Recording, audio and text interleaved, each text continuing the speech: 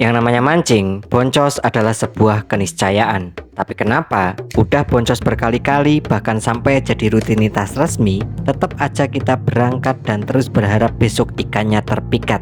Apakah secara ekonometrika probabilitas pergi mancing berbanding lurus dengan keboncosan? Dan setelah mencari berbagai sumber, baik itu secara kuantitatif maupun kualitatif, bahkan sampai nonton Ferry Irwandi, Raymond Chin, Felix Xiao, Mamah Dede, akhirnya saya tahu semua itu nggak ada hubungannya secara empiris. Namun seenggaknya saya tahu kenapa pemancing itu ingin mancing lagi dan lagi meskipun boncos selalu menghantui secara sains. Pertama, sistem dopamin. Otak manusia itu suka banget hadiah yang nggak pasti.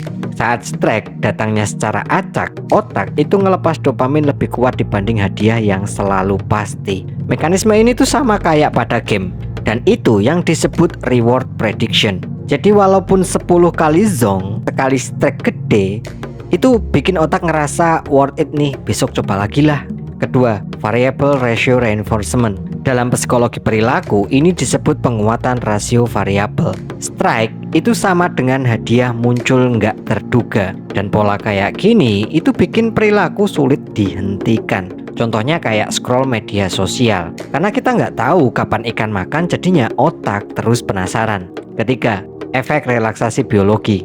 Mancing itu biasanya dilakuin di alam, dan di alam itu ada suara air, angin, ritme lempar tunggu, fokus pada pelampung, dan ini menurunkan aktivitas stres dan bisa menurunkan hormon kortisol. Banyak orang itu ngerasa lebih tenang setelah mancing meski nggak dapet ikan.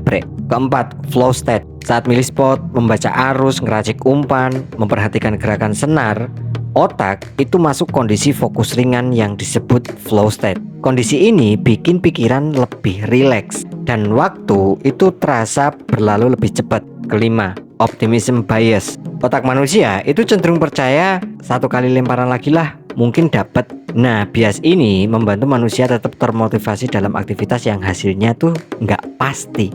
Jadi, secara ilmiah, mancing itu sebenarnya gabungan mekanisme reward otak, relaksasi alam, fokus mental, dan harapan acak yang bikin nagih.